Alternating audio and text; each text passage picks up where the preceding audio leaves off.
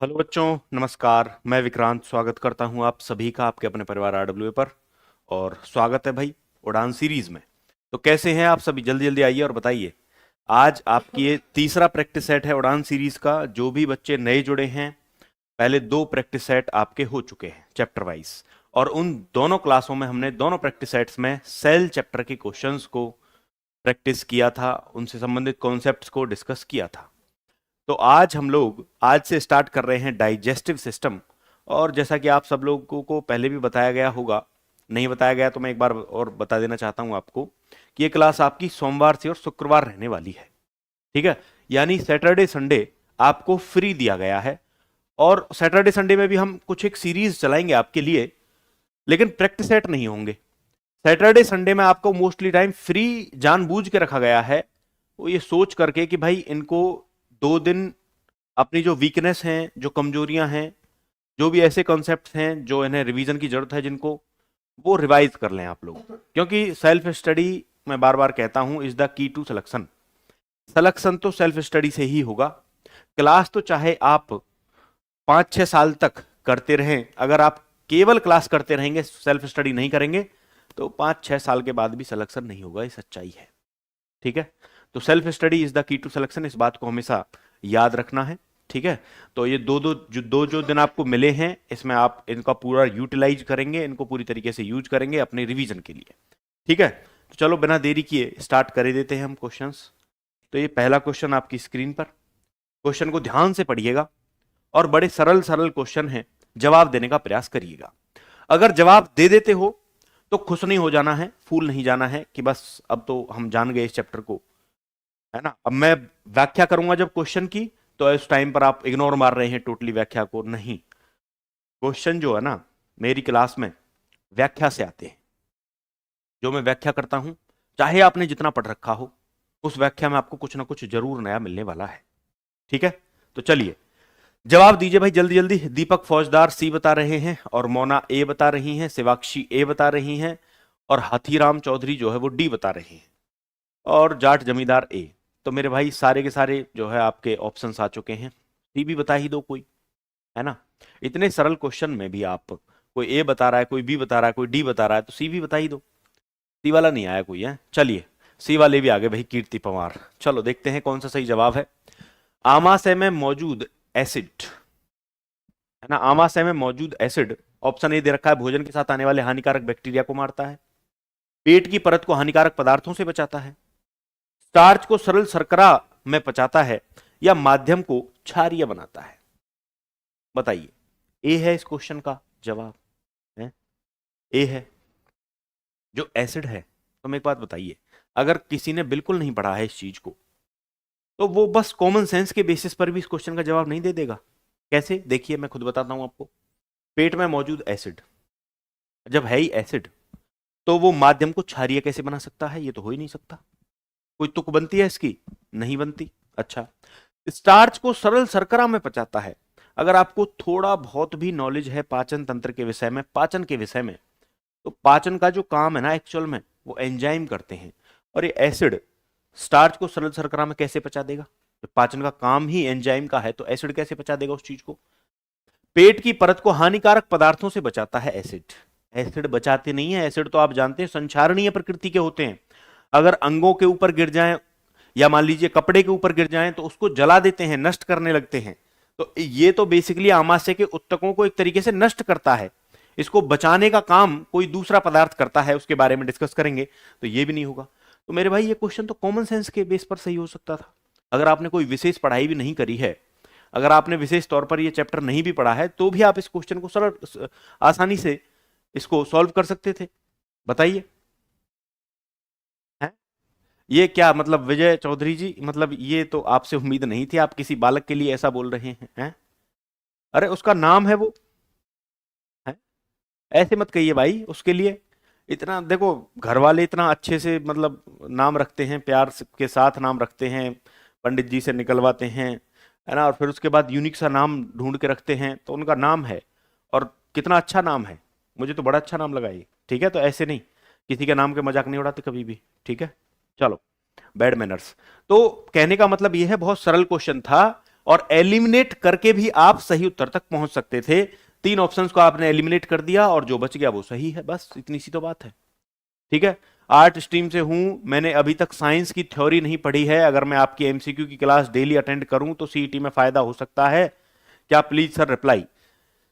तो मेरे भाई दीपांशु जी, अ, देखो, ऐसी जिज्ञासा सबके अंदर होती है जानने की कि सर ये नहीं पढ़ा है तो इससे हो जाएगा, है ना। कुछ बालक ऐसे होंगे जो इसको भी नहीं लेंगे, जब मैराथन आएंगी पेपर के नजदीक तो कहेंगे कि सर केवल मैराथन कर लें तो उससे हो जाएगा। तो बताओ, जो बालक जिसने पूरी थ्योरी करी, जिसने पूरे प्रैक्टिस सेट करे, जो मैराथन भी अटेंड कर रहा है, जिसने नोट्स बनाए, बाकायदा नोट से रिवीजन भी किया, वो मूर्ख था क्या? क्यों भाई?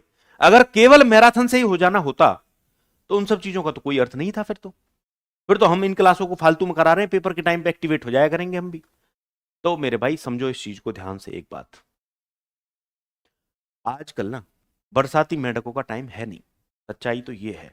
अब बालक साइकिल में लगा रहता है। पहले क्या होता था, आज से 8-10 साल पहले फॉर्म आता था, फॉर्म की कोई जानकारी नहीं होती थी, फॉर्म आता था, बालक जो है अपनी खेती बाड़ी में और इन सब धंधों में लगे रहते थे, फॉर्म आया, उसके बाद पढ़ाई के लिए जागृत होते थे। तो अब क्या है, सभी उस टाइम पर जागृत हो रहे हैं, तो फॉर्म आने के बाद जो ज्यादा पढ़ लेगा वो सिलेक्शन ले जाता था, सीधी सी बात है। लेकिन अब क्या है, बालक जो है ना, माँ बाप ने बिल्कुल फ्री छोड़ रखा है पढ़ाई के लिए। माता पिता बेचारे खेत में काम कर रहे हैं और तमाम, मतलब हो रहा है चाहे नहीं हो रहा है, फिर भी खुद ही कर रहे हैं कि भाई बालक की पढ़ाई जो है वो डिस्टर्ब ना हो जाए।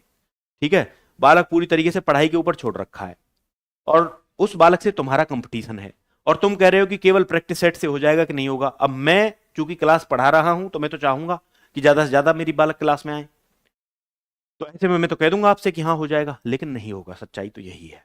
ठीक है, साइंस में नहीं हो पाता है। आपको एक बेसिक अंडरस्टैंडिंग होनी ही चाहिए, तब ही आप कर पाओगे, वरना नहीं होगा।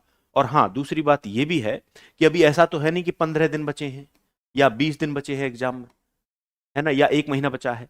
लंबा टाइम है, आराम से कवर कर सकते हो विज्ञान को, आप थ्योरी को बहुत आराम से कवर कर सकते हो अगर पढ़ोगे तो। पढ़ो ही नहीं गए तो फिर तो 1 साल भी कम है। ठीक है, आप बहुत आराम से। मेरे पास सैकड़ों एग्जाम्पल ऐसे हैं कि बालकों ने 1.5 महीने के अंदर, उनका भी बैकग्राउंड नहीं था साइंस का, 1.5 महीने के अंदर साइंस की क्लासेस को कवर किया, साथ के साथ रिवीजन भी करते रहे, प्रैक्टिस करी और उनने बहुत अच्छा स्कोर किया साइंस में। तो कर सकते हो, इस वजह से कह रहा हूं कि कर लो, अभी टाइम है। ऐसा मत सोचिए कि इससे काम चल जाएगा, वो नहीं किया है मैंने, वो भी कर सकते हो आराम से, इतना टाइम है आपके पास। ठीक है, चलिए अब इस कॉन्सेप्ट के बारे में एक बार डिस्कस कर लेते हैं कि पेट में क्या क्या मौजूद होता है। देखिए भाई, ये है आपका आमाशय। आमाशय कुछ ऐसा अंग होता है, जे आकार का अंग होता है आमाशय। इस आमाशय के अंदर, इसको आप पेट बोल देते हो, ठीक है, इस आमाशय के अंदर एक ग्रंथि पाई जाती है जिसका नाम है जठर ग्रंथि। क्या नाम है? जठर ग्रंथि। जठर ग्रंथि हमेशा याद रखना, कोई भी ग्रंथि है, अगर वो बहिर्स्रावी ग्रंथि है तो वो निकालेगी रस या एंजाइम, और अगर वो अंतःस्रावी है तो वो निकालेगी हार्मोन। तो ये बहिर्स्रावी होती है तो ये क्या निकालेगी भाई? जठर रस निकालेगी। क्या निकालती है? जठर रस। अब इस जठर रस के अंदर अगर हम बात करें तो कुछ चीजें होती हैं, जैसे इसके अंदर एक एसिड होता है HCl नाम का, इसके अंदर एक पेप्सिन नाम का एंजाइम होता है, और इसके अंदर एक रेनिन नाम का एंजाइम होता है, और इसके अंदर आप देखते हैं कि एक पदार्थ होता है म्यूकस नाम का, है श्लेष्मा नाम का, म्यूकस या फिर श्लेष्मा नाम का एक पदार्थ भी होता है। ठीक है, अब ये जो HCl है, HCl क्या करता है? देखो, मैं आपको बता चुका हूं, शरीर में कोई भी चीज फालतू नहीं है, हर चीज का एक अपना एक फंक्शन है, इसी वजह से वो शरीर में एग्जिस्ट कर रही है। जिस चीज का फंक्शन नहीं होता वो धीरे धीरे धीरे धीरे लुप्त हो जाती है शरीर से।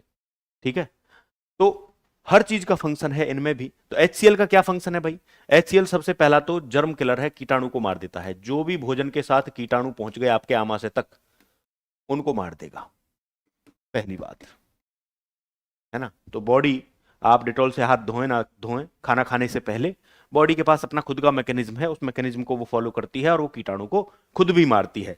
अब इसका मतलब ये कतई नहीं है कि हाथ धो ही नहीं रहे, है ना, ऐसे ही गए खेलते कूदते हुए और हाथ बिना धोए ही खाना खा लिया, ऐसे नहीं करना है। ठीक है, कुछ कीटाणु ऐसे होते हैं जो इससे नहीं मरते हैं। दूसरा HCl क्या करता है? आमाशय का जो वातावरण है ना, उसको अम्लीय बना देता है। वातावरण क्या बना देता है, अम्लीय बना देता है। और अम्लीय वातावरण अगर हो जाएगा तो ऐसे में ये दोनों जो एंजाइम है ना, ये एक्टिवेट हो जाते हैं, पेप्सिन और रेनिन। क्योंकि इन दोनों एंजाइमों की ये शर्त है कि ये अम्लीय माध्यम में ही काम करते हैं, याद रखना। क्षारीय माध्यम के अंदर ये दोनों काम ही नहीं करते हैं, अम्लीय माध्यम में काम करते हैं। इन दोनों को ये क्या कर देगा, एक्टिवेट कर देगा। और जब ये दोनों एक्टिवेट हो जाएंगे तो क्या करेंगे फिर, प्रोटीन का पाचन। ये हमारे और आपके अंदर प्रोटीन का पाचन कराता है पेप्सिन, और रेनिन जो है दुग्ध प्रोटीन का पाचन कराता है। दूध में जो प्रोटीन होता है उसका पाचन कराता है स्पेशली। और ये किस में स्रावित होगा, तो आप बताइए, दूध की आवश्यकता किसको सबसे ज्यादा होती है, कौन है जो केवल दूध को कंज्यूम करता है कुछ कुछ अपने समय अवधि तक जन्म के पश्चात, एक शिशु, एक नवजात शिशु। तो नवजात शिशु केवल और केवल दूध कंज्यूम करता है, तो उस दूध का पाचन कराता है ये। इसका मतलब क्या है, हमारे अंदर निकलता होगा, नहीं निकलता, ठीक है, हमारे अंदर इसका स्राव नहीं होता है, रेनिन का, याद रखना। अच्छा, अभी श्लेष्मा क्या करता है जी, देखिए इस चीज को समझिए जरा, गंभीरता से समझना। HCl का जो पीएच मान है वो होता है लगभग 1 से 2, समझ रहे हैं आप, लगभग में 1 से 2 होता है। लगभग में 1 से 2 का मतलब है कि आपने इसमें हड्डी डाली ना HCl में, तो हड्डी सुबह तक इसमें घुल जाएगी। आप समझ रहे हैं इस बात की गंभीरता। आपने इसमें दांत डाला, दांत, दांत के ऊपर का जो परत होती है इनामेल जिसको बोलते हैं, आप जानते हैं बचपन से कि वो सबसे कठोर संरचना होती है हमारे शरीर की, उसको भी पूरी तरीके से डिसॉल्व कर देगा, उसको भी अपने अंदर घुला लेगा, इतना ताकतवर एसिड है। अब सोचो हमारा जो आमाशय है वो एक इतना कोमल नाजुक नरम अंग है, तो वो कैसे बचा हुआ है इससे भाई, वो कैसे बचेगा इससे। देखिए एक्चुअल में होता यह है कि हमारे आमाशय के ऊपर एक इस तरीके से परत बन जाती है, आमाशय के उत्तकों के ऊपर एक परत बन जाती है। ये परत जो है, ये परत ही है किसकी, श्लेष्मा की। ये श्लेष्मा की परत है। अब ये श्लेष्मा की परत क्या करेगी, समझेंगे जरा ध्यान से। इधर इधर इस श्लेष्मा की परत के इधर में जो है ये HCl है, और इधर आमाशय के उत्तक है। इन दोनों के बीच में अवरोध बनके खड़ी हो गई ये श्लेष्मा की परत। इन दोनों के बीच में अवरोध बनके, जैसे हिमालय अवरोध बनके खड़ा हो गया, साइबेरिया से आने वाली हवाओं को अपने भारत तक नहीं आने देता है, ऐसे ही इन दोनों को आपस में संपर्क में ये नहीं आने देगा। इस वजह से हमारे आमाशय के उत्तक बचे रहते हैं भाई, ठीक है। तो श्लेष्मा क्या करता है, आमाशय के उत्तकों की HCl के प्रभाव से रक्षा, आमाशय के उत्तकों की ये क्या करेगा, रक्षा करेगा, ठीक है, ये हो जाएगा इसका काम। तो सारा का सारा मैंने आपको बता दिया यहां पर मैकेनिज्म कि आमाशय में किस तरीके से क्या होता है। मैं समझता हूं आपको अच्छी तरह से चीजें समझ में आ गई होंगी। अब हम बिना देरी के अगले क्वेश्चन की तरफ बढ़ जाते हैं। तो ये रहा भाई अगला क्वेश्चन आपकी स्क्रीन पर, बताइए। कॉलम 1 का कॉलम 2 से मिलान करना है और सही विकल्प आपको चुनना है। कॉलम ए में देखिए आपको दे रखा है चबाकर भोजन को यांत्रिक रूप से तोड़ना, मुख को पेट से जोड़ने वाला रास्ता, प्रोटीन का रासायनिक पाचन शुरू होता है, पित्त का भंडारण, और इधर दे रखा है पेट, पित्ताशय, मुंह और ग्रास नली। तो आपको सीधा मैच करना है। देखिए चबाकर भोजन को यांत्रिक रूप से तोड़ने का जो काम है वो कौन करता है भैया, वो कौन करता है, वो करता है आपका कौन, बताइए जल्दी। ग्रास नली करती है क्या, मुंह में होता है वो काम, पित्ताशय में होता है या फिर पेट में। तो आप कहोगे वो काम बेसिकली मुख के अंदर हो रहा होता है, ठीक है। आगे देखिए, मुंह को पेट से जोड़ने वाला रास्ता, मुख को जो पेट से जोड़ता है वो है भाई ग्रास नली, ईसोफेगस जिसको बोलते हैं, ये हो जाएगा 4 इसका। प्रोटीन का रासायनिक पाचन कहां से शुरू होता है, देखो प्रोटीन के पाचन की जो क्रिया है ना वो हमारे मुख से स्टार्ट नहीं होती, वो आमाशय से स्टार्ट होती है। तो इसका सही जवाब हो जाएगा आमाशय। और बाइल का यानी पित्त रस का भंडारण, पित्त को कौन भंडारित करता है, पित्त कहां पर इकट्ठा होता है, कहां पर सांद्रित होता है, कहां पर स्टोर होता है, तो वो है भाई पित्ताशय, गॉल ब्लैडर, ठीक है। इन सब चीजों के बारे में थोड़ा थोड़ा जान लें। चलिए एक मैं डायग्राम बनाता हूं, उसके माध्यम से समझते हैं। देखिए भाई ये आपका पाचन तंत्र है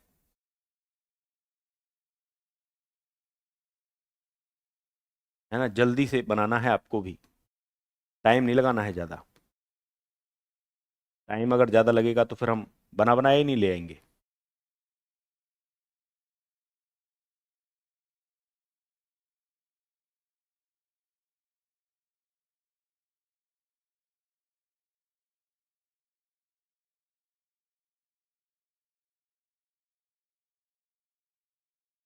ये है भैया आपका पाचन तंत्र।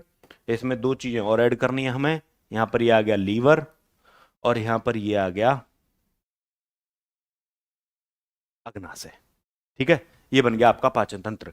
कहां से शुरू होता है, तो ये मुख से शुरू होता है, मुख से शुरू होता है। मुख के बाद ये मुख गुहा होती है।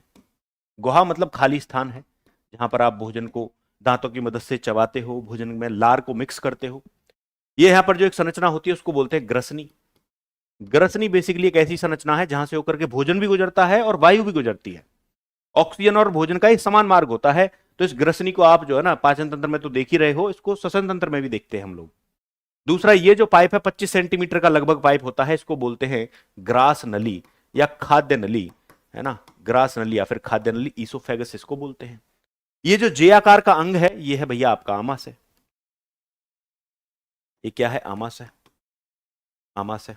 ये जो आपको छोटी वाली नली दिख रही है काफी बड़ी होती है, सांप की जैसी कुंडलियां इसमें होती हैं, इसको बोलते हैं आप छोटी आंत। छोटी आंत। और चारों तरफ इसके जो घेरा बनाए बैठी है ये मोटा वाला पाइप, ये होता है बड़ी आंत। ऑल्दो इसकी लंबाई कम होती है पर मोटाई चूंकि ज्यादा है तो इस वजह से इसको बड़ी आंत बोल देते हैं, ठीक है। और ये है फिर मल द्वार जहां से मल त्याग किया जाता है। तो ये है आहार नाल, यहां से इन सभी अंगों से होकर के आपका खाना गुजर रहा होता है। तो ये मैंने आपको ब्लैक में लिखे हैं। दूसरा, ये कुछ ग्रंथियां होती हैं, इनमें ये लीवर है यानी यकृत है जो पित्तरस बनाता है। इसका भी पाचन तंत्र में रोल है लेकिन ये आहार नाल का हिस्सा नहीं है, याद रखना। और ये है दूसरा आपका अग्नाशय। अग्नाशय, इसका भी कोई आहार नाल में आहार यहां से होकर के नहीं गुजरता है, हाँ, लेकिन इसकी पाचन में भूमिका है इन दोनों की। ये चीज आप लोग याद रखना। क्लियर है? अब ये जो आहार नाल है मुख से लेकर के मल द्वार तक होती है और लगभग इसकी जो लंबाई है ना वो 9 मीटर या आप कह सकते हैं 30 फीट के आसपास होती है। अब इन सब की अलग अलग लंबाई देखें तो ग्रास नली की लंबाई लगभग 25 सेंटीमीटर के आसपास होती है। छोटी आंत की जो लंबाई है वो लगभग 6.5 मीटर के 6.25 मीटर 6.5 मीटर। हालांकि एक एनसीईआरटी में 7.5 भी लिखा हुआ है, क्लास 7 वाली में, ओल्ड में। और जो बड़ी आंत है उसकी लंबाई 1.5 मीटर के आसपास होती है। ये आपको इंडिविजुअली भी थोड़ा पता होना चाहिए। तो हमारी आहार नाल का जो सबसे लंबा भाग है वो ये है, ठीक है। क्लियर है एकदम? समझ रहे हैं बात को? चलिए, बहुत बढ़िया। आपस में बात मत कीजिए भाई, आपस में बात मत कीजिए। चलिए अगले क्वेश्चन की तरफ। ये रहा भाई अगला क्वेश्चन आपकी स्क्रीन पर। उसका आंसर तो हमने लगाया ही नहीं, वो खुद ही लगा लेना है ना, वो बता तो दिया ही मैंने आपको, लगा खुद लीजिएगा।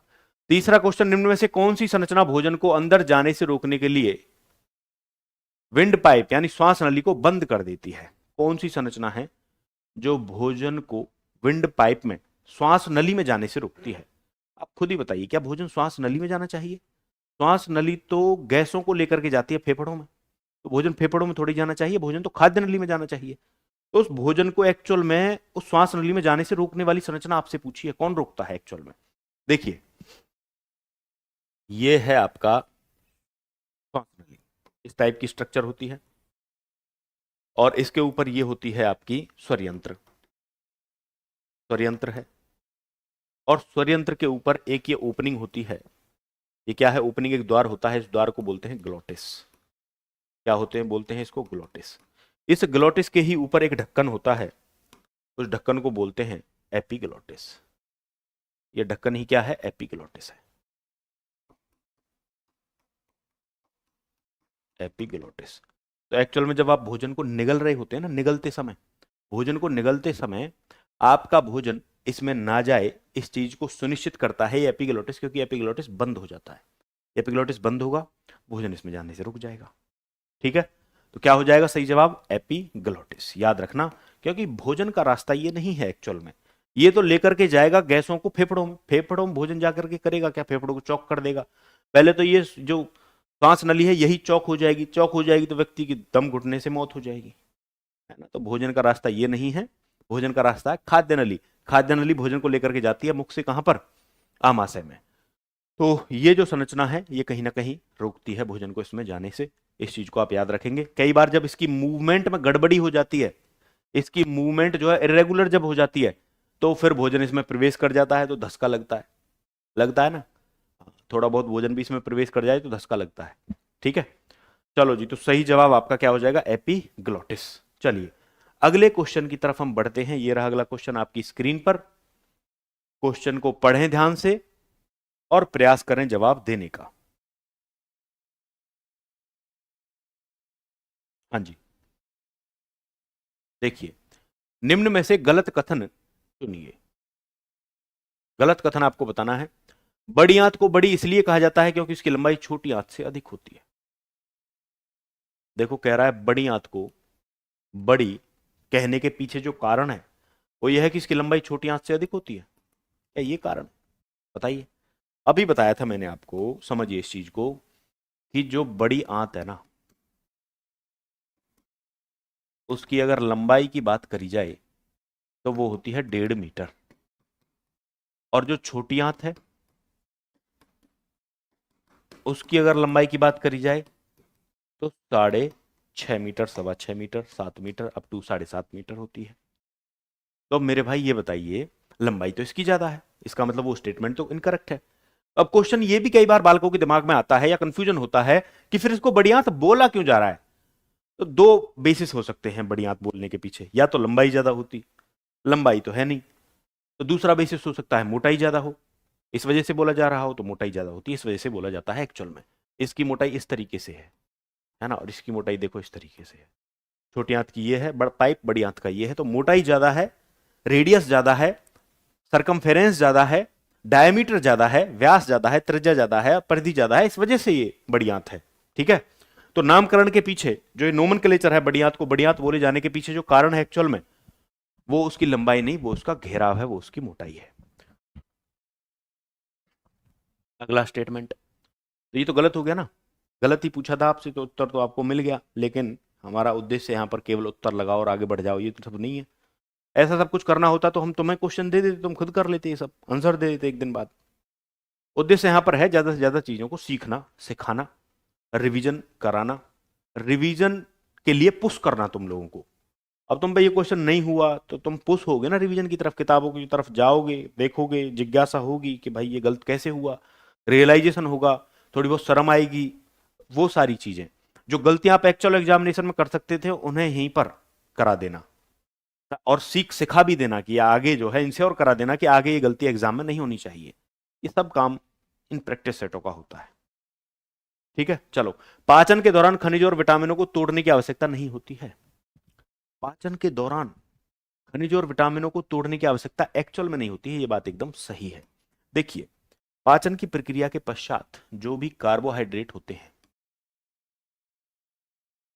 जो भी आप कार्बोहाइड्रेट से युक्त भोजन करते हैं, मोस्टली उनका पाचन हो जाता है ग्लूकोज में। तो ग्लूकोज यहाँ पर एक सरल अणु है, छोटा अणु है, कार्बोहाइड्रेट यहाँ पर जटिल अणु है, बड़े अणु है।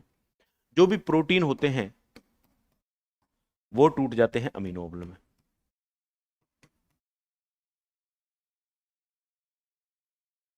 ठीक है, जो भी वसा होती हैं वो टूट जाती हैं वसीय अम्ल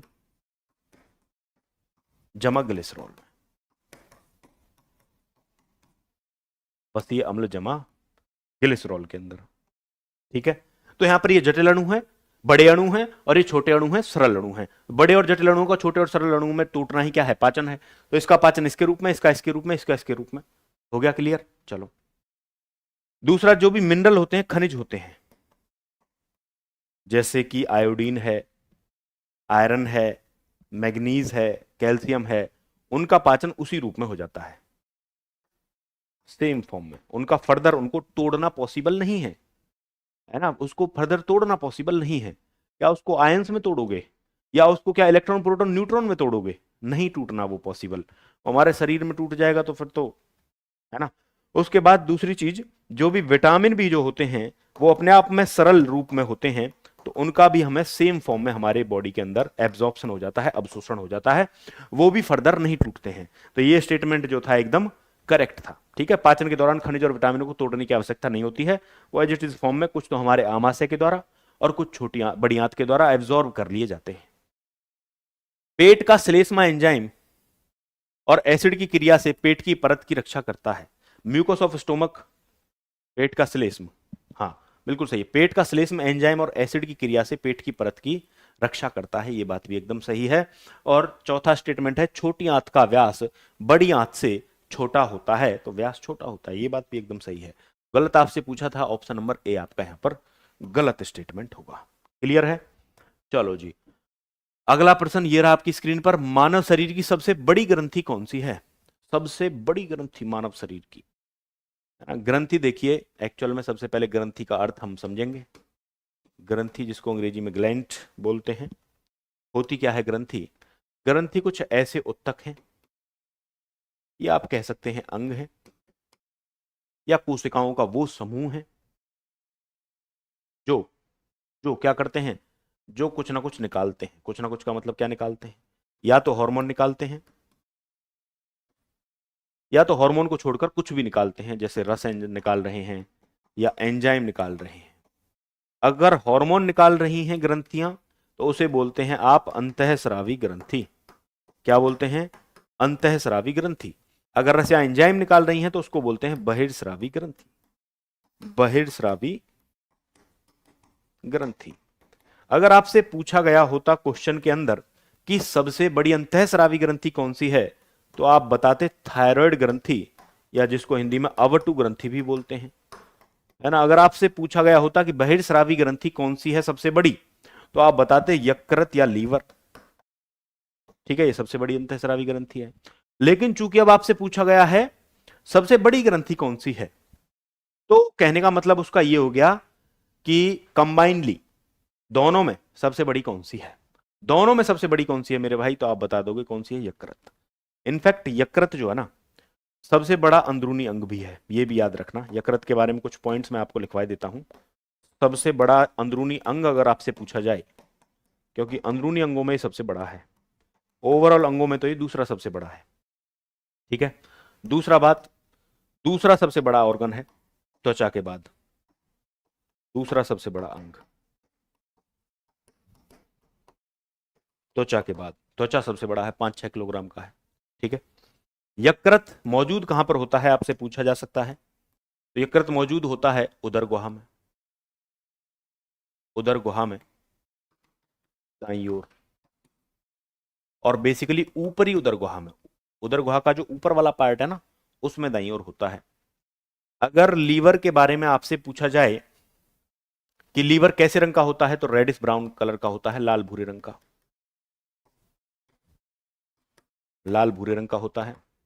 अगर लीवर की सेल्स की बात की जाए, तो इसमें जो सेल होती हैं कई प्रकार की होती हैं मेजरली, लेकिन ये जिन सेल से बना होता है वो होती है हेपेटिक सेल। क्या नाम है? Hepatic cell.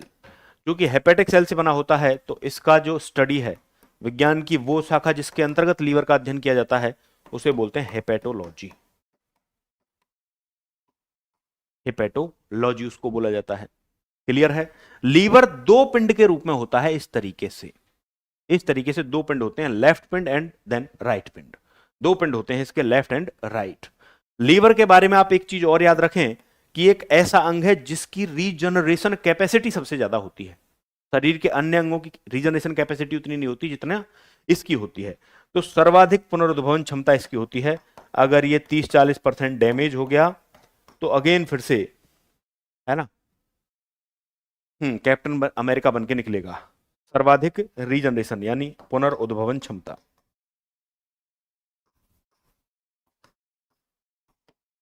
इसी की होती है, और सबसे कम होती है नर्व सेल की, न्यूरॉन की सबसे कम होती है। ठीक है। लीवर के बारे में खास बात यह भी है कि ये एक्चुअल में जो काम करता है, इसका काम क्या है? इसका काम होता है, जो भी हमारे शरीर के अंदर विषैले पदार्थ बनते हैं या विषैले पदार्थ पैदा होते हैं किसी अभिक्रिया के फलस्वरूप, या विषैले पदार्थ प्रवेश कर जाते हैं, उनके विष के प्रभाव को दूर करना, उनके विषैले प्रभाव को कम करना, खत्म करना या दूर करना। ठीक है। तो निराविषीकरण, इस प्रोसेस को बोलते हैं डिटॉक्सिफिकेशन। निराविषीकरण इसका काम होता है, निराविषीकरण बच्चों। ठीक है। इसका काम क्या है? डिटॉक्सिफिकेशन। क्लियर है? चलो, एक्चुअल में ये काम डिटॉक्सिफिकेशन का कौन करता है? लीवर की जो हेपेटिक सेल हैं, इनमें एक, इनकी कोशिकाओं में एक अंग पाया जाता है, कोशिकांग जिसे बोलते हैं SER नाम का। कल भी शायद मैंने आपको बताया था। वो SER, है ना। हाँ, क्वेश्चन होने लगे हैं। चलो भाई, थैंक यू भाई जितेंद्र सांखला। होंगे क्वेश्चन, है ना, सभी के होंगे। एक जरूरत होती है तो निष्ठा की होती है सबसे पहले। अगर आपकी किसी चीज को सीख रहे हैं किसी से, और आपकी निष्ठा नहीं है ना, आप वैसे ही मन उठा करके जा रहे हैं, मन उठे से बैठे हैं, ऐसे मानो जैसे किसी ने धक्का दे करके बैठाया हो, ऐसे मानो जैसे मजबूरी में किसी काम को कर रहे हों, तो उस काम में आपको सफलता नहीं मिलती है। तो काम सारा का सारा निष्ठा का है। अगर आपका डेडिकेशन होगा क्लास में या टीचर में या सब्जेक्ट में, तो वो आपको सफलता तक ले जाएगा, बड़े आराम से ले जाएगा। लेकिन अगर ये सब नहीं है तो प्रॉब्लमेटिक है बहुत ज्यादा। ठीक है, तो प्रॉब्लम होने ही वाली है। ठीक है भाई, थैंक यू जोधपुरी गेमिंग। चलो जी, हाँ जी आ जाइए। तो निराविषीकरण इसका काम होता है। एक्चुअल में निराविषीकरण का जो काम है वो लीवर की कोशिकाओं में पाए जाने वाला एक अंग होता है, SER कोशिकांग, चिकनी अंतःप्रद्रवी जालिका, वो करता है इस काम को। इसका और भी कई सारे कामों में रोल होता है। देखिए सारा कुछ ही डिस्कस कर लेते हैं। ये एक्चुअल में हमारी बॉडी के अंदर नाइट्रोजनस वेस्ट बनता है अमोनिया, और लीवर इस अमोनिया को कम जहरीले पदार्थ यूरिया में बदल देता है। ठीक है, किस में बदल देता है? यूरिया में। तो ये आपके सामने सीधा प्रमाण है। ठीक है, तो इसने किस में बदल दिया? अमोनिया को यूरिया में। इनफैक्ट यूरिया जो है ना अमोनिया के मुकाबले 1 लाख गुना कम जहरीला होता है, 1 लाख गुना कम। तो कम जहरीले पदार्थ में बदला। इसके लिए लीवर चलाता है यूरिया साइकिल। क्या चलाता है? Urea cycle. और इसी को कहीं कहीं लिखा रहता है ऑर्निथिन साइकिल। कौन चलाता है? लीवर। ठीक है, इसके अलावा लीवर और भी बहुत सारे काम करता है। लीवर जो भी डेड आरबीसी वगैरह होती हैं, मृत आरबीसी होती हैं, उनका ब्रेक डाउन करता है, विघटन करता है और रिसाइकलिंग करता है। विघटन एवं पुनर्चक्रण करता है। और उनके विघटन और पुनर्चक्रण के फलस्वरूप क्या होता है? उनके विघटन और पुनर्चक्रण से ये बाइल जूस या पित्तरस बनाता है। और पित्तरस छोटी आंत के डूडेनम में डाल देता है। पित्तरस जो है क्या करता है फिर? ये वसा का पायसीकरण करता है। वसा के जो बड़े बूंद होते हैं उनको छोटे आकार के बूंदों में तोड़ देता है, ताकि पाचन की क्रिया जो है वो प्रभावी ढंग से हो सके, पाचन की प्रक्रिया दक्ष रूप में हो सके। तो इसी को बोलते हैं वसा का पायसीकरण। इस काम को कौन करता है? पित्तरस ही कर रहा होता है। ये चीज आपको पता होनी चाहिए। ठीक है, चूंकि लीवर के अंदर बहुत सारी कुछ अभिक्रियाएं चलती रहती हैं, इसी वजह से लीवर को बोला जाता है लेबोरेटरी ऑफ आवर बॉडी। हमारे शरीर की प्रयोगशाला है ना। क्या बोला जाता है? हमारे शरीर की प्रयोगशाला।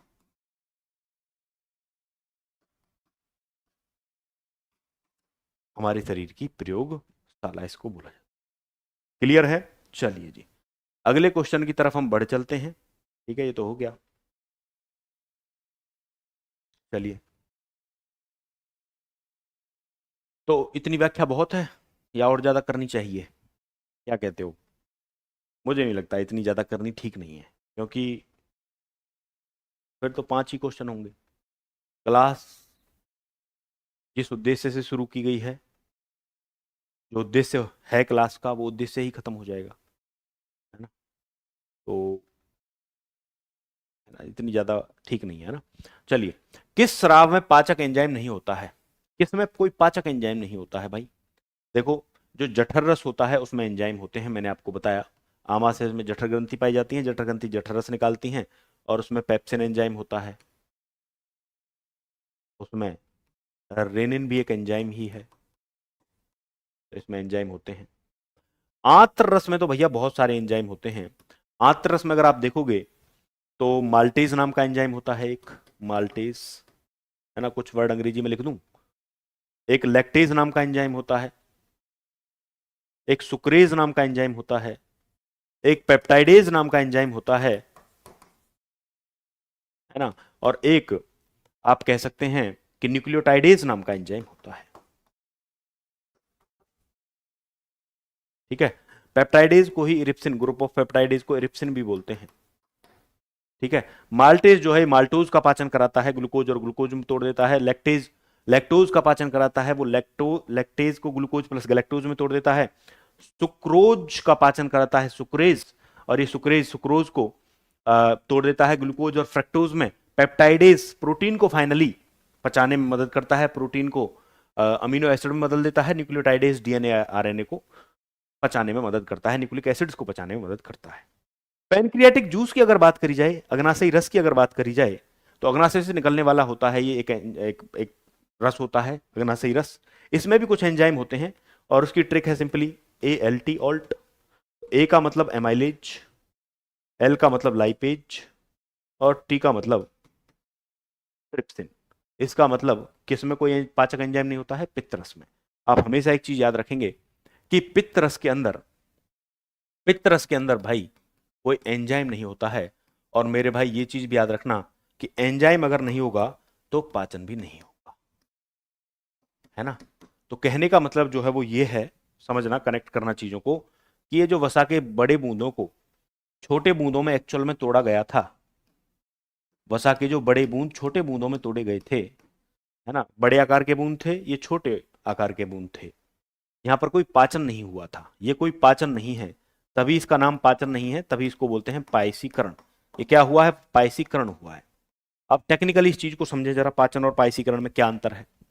भाई जब हम पाचन की बात करते हैं बच्चों, तो हम बात करते हैं कि भाई बड़े और जटिल अणुओं को छोटे और सरल अणुओं में तोड़ना ही पाचन है। बड़े और जटिल अणुओं को छोटे और सरल अणुओं में तोड़ना ही क्या है?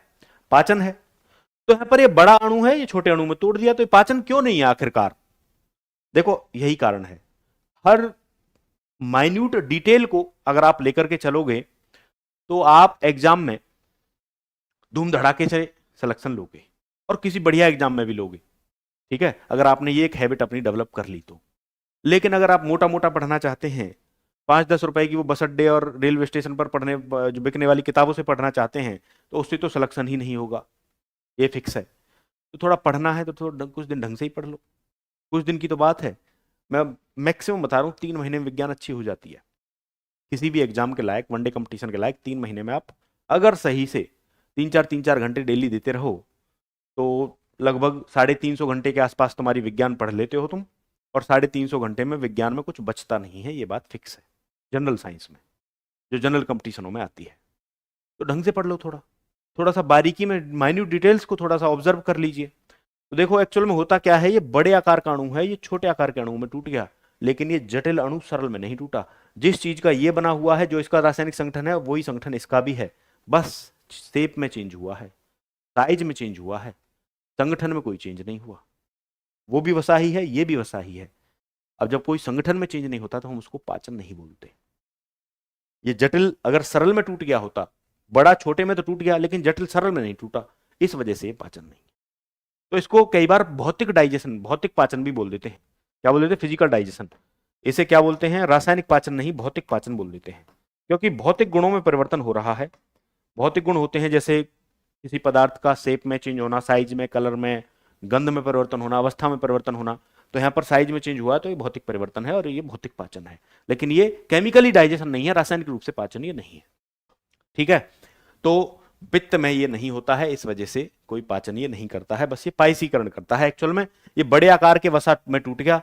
अब वसा का आकार, सरफेस एरिया अगर ज्यादा हो जाएगा, सरफेस एरिया अगर ज्यादा होगा तो ज्यादा एंजाइम इसके संपर्क में आएंगे और ज्यादा बेहतरीन ढंग से इसका पाचन करा पाएंगे बच्चों। क्लियर है? चलो, और देखो क्या है भाई राज, क्या दिक्कत है?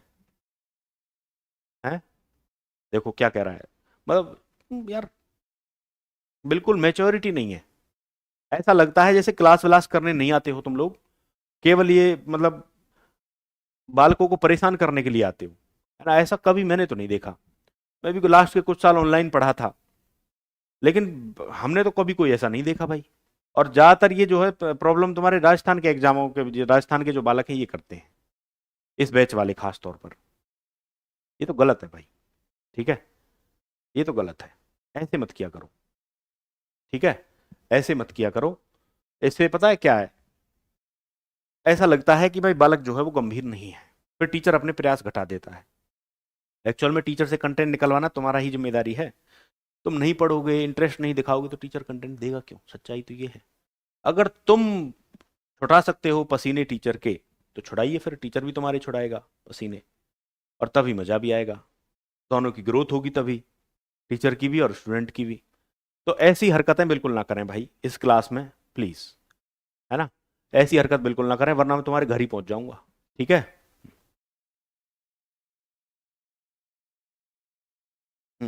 देखिए, पाचन तंत्र का वह भाग जो भोजन को लार के साथ मिलाने में मदद करता है वह है बताइए कितना सरल क्वेश्चन है। पाचन तंत्र का वो भाग कौन सा है जो भोजन को लार के साथ मिक्स करता है? ईसोफेगस तो नहीं है। ईसोफेगस तो एक्चुअल में कनेक्ट करती है मुख को आमाशय से, और ये भोजन को मुख से ग्रहण करके और आमाशय तक पहुंचाती है।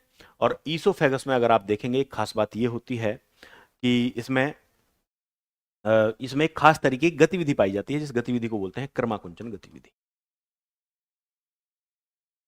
क्रमाकुंचन गतिविधि, ठीक है। लार ग्रंथियां, लार ग्रंथियां जो हैं वो बेसिकली तीन टाइप की होती हैं, तीन जोड़ा होती हैं। मुख में अगर हम बात करें तो होती हैं वे कौन कौन सी? पैरोटिड, सबमैंडिबुलर और सबलिंगुअल। तीन जोड़ा होती हैं, याद रखना। और दिन में 1 से 1.5 लीटर लार का निर्माण करती हैं। उनका तो कोई संबंध नहीं है मिक्स करने से, ये जीभ है जो मिक्स करती है। Option number C. और बी भी बता रहे हैं, बताओ मोनिका, बी कैसे आया भाई तुम्हारा? बी कैसे आ गया? लार ग्रंथि का लार को मिक्स करती है, वो तो लार का निर्माण करेंगी, मिक्स तो जीभ करती है। जब आप देखना, गौर करना, ऑब्जर्व करना इस चीज को, आज जब खाना खाओ, जब आप खाना चबा रहे होते हो ना, तो जीभ जो है वो कहीं ना कहीं लार के साथ भोजन को मिक्स कर रही होती है, लार को भोजन में मिक्स कर रही होती है, ठीक है। इस तरीके से कुछ मूवमेंट करती है। अब जीभ के बारे में कुछ चीजें थोड़ा सा डिस्क्राइब कर लें यहाँ पर। जीभ की सबसे पहली बात तो एक मस्कुलर ऑर्गन है, मतलब मांसपेशी अंग है, इसमें कोई हड्डी वड्डी नहीं होती है, ठीक है। याद रखना इस चीज को। जीभ, it can move in any direction, किसी भी डायरेक्शन में मूव कर सकती है। अगली चीज, ये बोलने में भी मदद करती है। हिंदी में भी लिखूंगा भाई, बोलने में मदद, किसी भी दिशा में गति।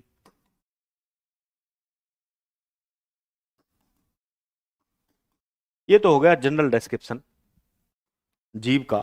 अब आपका तो ये है ना उद्देश्य कि भाई जीव का पाचन में क्या रोल है ना? जीव पाचन में कोई भूमिका अदा करती है कि नहीं? तो देखिए, जीव सबसे पहली बात तो भोजन को निगलने में मदद करती है। अगर जीव ना हो तो निगलने में प्रॉब्लम होगी, ठीक है। Helps in swallowing up of food, ठीक है। दूसरी बात, जीव की अगर आप देखें तो क्या कह रहा है भैया ये, ठीक है, चलो भाई। अगली बात ये आती है कि जीव जो है एक तो भोजन को निगलने में मदद करती है, दूसरा भोजन के साथ लार को मिक्स करती है, लार को भोजन के साथ मिक्स करती है, लार को मिक्स करती है। और अंतिम बात कि जीव के ऊपर कुछ बड्स पाए जाते हैं, टेस्ट बड्स, जिनके माध्यम से हम भोजन के स्वाद का पता लगाते हैं। आपने देखा है, घर में ऑब्जर्व किया है कि जब बात आती है टेस्ट करने की भोजन को, है ना, तो थोड़ा सा भोजन ऐसे लेकर के और फिर जीभ पे रख के टेस्ट किया जाता है। जीभ पे ही रख के क्यों किया जाता है उसको? ऐसे निगल क्यों नहीं लिया जाता है? क्योंकि जीभ पर ही वो बड्स पाए जाते हैं जिनके माध्यम से हमें टेस्ट का पता चलता है कि भोजन मीठा है, कि भोजन जो है वो खट्टा है, या वो कड़वा है ना, बिटर है, ठीक है, या वो नमकीन है। उसका हमें जीभ से ही पता चलता है। हाँ, मिर्च का हमें सेंसेशन से पता चलता है, जीभ पर कोई बड्स नहीं पाया जाता है मिर्च के लिए। चिल्ली जो फूड होता है, चिल्ली वाला जो फूड होता है मिर्च वाला, उसके लिए जीभ पर कोई बड्स नहीं होते हैं, वो हमें एहसास कराता है सेंसेशन के माध्यम से, ठीक है। चलो, तो जीभ के ऊपर ही बड्स पाए जाते हैं, तो हम भोजन का जो टेस्ट है वो भी जीभ से ही पता लगाते हैं। अब सोचो, जीभ ना हो या जीभ के ऊपर टेस्ट बड्स ना हो तो क्या होगा? सारा भोजन एक जैसा ही लगेगा, ठीक है। तो भोजन का टेस्ट पता लगाने में,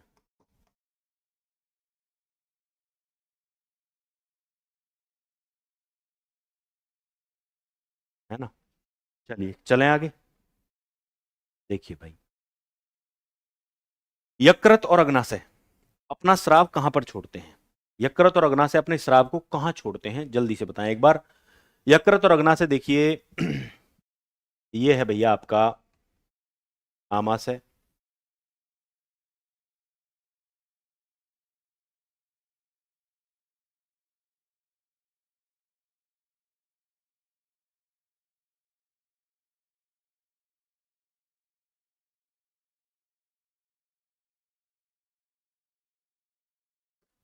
ये है भाई आपका क्या, छोटी आंत, और ये आमाशय है, ये फिर बड़ी आंत है छोटी आंत के चारों ओर।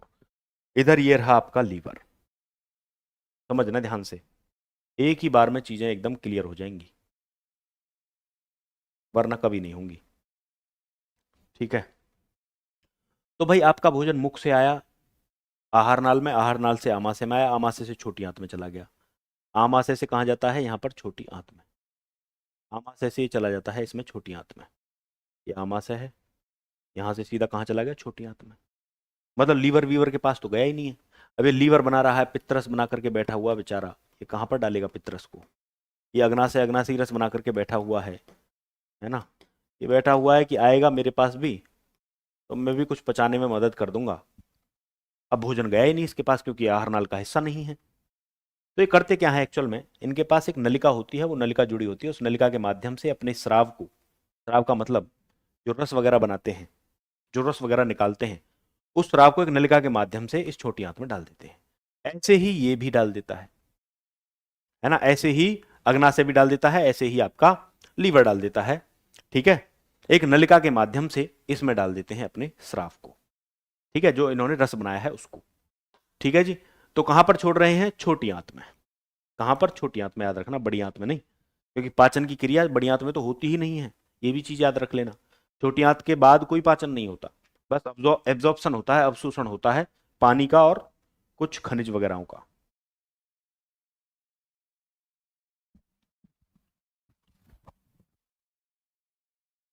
बताओ, पेट के पाचक रस में पेप्सिन एंजाइम होता है जो किसका विघटन करता है, तो पेप्सिन तो प्रोटीन का विघटन करता है, प्रोटीन को पचाने में मदद करता है। पहले ही कई बार मैं आपको ये एक्सप्लेन कर चुका। भोजन का पूर्ण पाचन और अवशोषण कहां पर होता है, तो भाई पाचन की प्रक्रिया समाप्त हो जाती है छोटी आंत में। न केवल समाप्त होती है बल्कि सबसे ज्यादा पाचन भी यहीं पर होता है। न केवल पाचन होता है सबसे ज्यादा, बल्कि पाचित भोज्य पदार्थों का एब्जॉर्प्शन, अवशोषण भी यहीं पर हो रहा होता है ना, वहीं पर अवशोषित भी होते हैं। ठीक है, चलो, पाचन के बाद पचा हुआ भोजन रक्त द्वारा अवशोषित कर लिया जाता है, जबकि अपाचित भोजन अस्थायी रूप से कहां जमा होता है। देखिए, जब भोजन, ये फूड है, ये थाली है, थाली के अंदर ये आपकी रोटियां हैं, ये एक गिलास भर के आपने पिया दूध, और ये सब्जी भर रखी है आपने, दाल वगैरह भर रखी है खूब, 56 भोग टाइप का खाना आप खा रहे हैं, बेरोजगारी में भी, पढ़ो कहाँ से गए। तो देखिए अब क्या हो रहा है यहाँ पर, ये भोजन जब पचेगा, भोजन जब पचेगा तो दो चीजों में टूटेगा। एक तो होंगे पोषक तत्व, एक तो होंगे पोषक तत्व। पोषक तत्व हैं आपके लिए लाभकारी। क्या है ये, लाभकारी। लाभकारी हैं तो ये आपके शरीर में एब्जॉर्ब होनी चाहिए, अवशोषित होनी चाहिए, यानी तो आपका छोटी आंत के द्वारा अवशोषित कर लिए जाएंगे पोषित पोषक तत्व, है ना, अवशोषित कर लिए जाएंगे ताकि शरीर इनका फिर यूज कर सके, यूटिलाइज कर सके इनको। दूसरी एक चीज होती है गैर पोषक तत्व। गैर पोषक तत्व, गैर पोषक तत्व, या आप इसे बोलते हैं अपाचित भोज्य पदार्थ। अपाचित भोज्य पदार्थ, ये जो अपाचित भोज्य पदार्थ हैं, ये बेसिकली अलाभकारी हो सकते हैं, या हो सकता है कि ये, देखो, हानिकारक तो नहीं है लेकिन कोई लाभ भी नहीं है, अपशिष्ट है, फालतू का है, हानिकारक नहीं तो लाभकारी भी नहीं है। तो अब इनको क्या है, ये अपाचित भोज्य पदार्थों को शरीर से बाहर निकालना है। तो ये स्टोर कहां पर होते हैं, छोटी आंत से जाते हैं बड़ी आंत में, बड़ी आंत का रेक्टम वाला एक पार्ट होता है, उसमें स्टोर होते हैं, और फिर मल द्वार से इनको बाहर निकाल दिया जाता है। ठीक है, तो मल द्वार से बाहर निकाल दिया जाता है। और स्टोर की अगर बात आती है कि संग्रहित जमा कहां पर होते हैं, तो बड़ी आंत का एक पार्ट होता है रेक्टम, रेक्टम में संग्रहित होते हैं। ये जो है आपका ऑप्शन नंबर ए सही जवाब हो जाएगा, और मल द्वार से फिर बाहर इनको निकाल दिया जाता है शरीर से। ठीक है, ये तो रोज की प्रक्रिया है तुम्हारी। चलो आज इतना ही रहने देते हैं, मिलते हैं आपसे फिर अब सोमवार को हम। ठीक है, सोमवार को इसी का दूसरा पार्ट भी करेंगे, दो दो तीन तीन पार्ट्स में आराम आराम से धीरे धीरे हम लोग हर एक चैप्टर को निपटाएंगे। पेपर में टाइम है तो आराम आराम से और स्पेशलाइजेशन की तरफ बढ़िए। ठीक है, चलो मिलते हैं, नमस्कार, जय हिंद।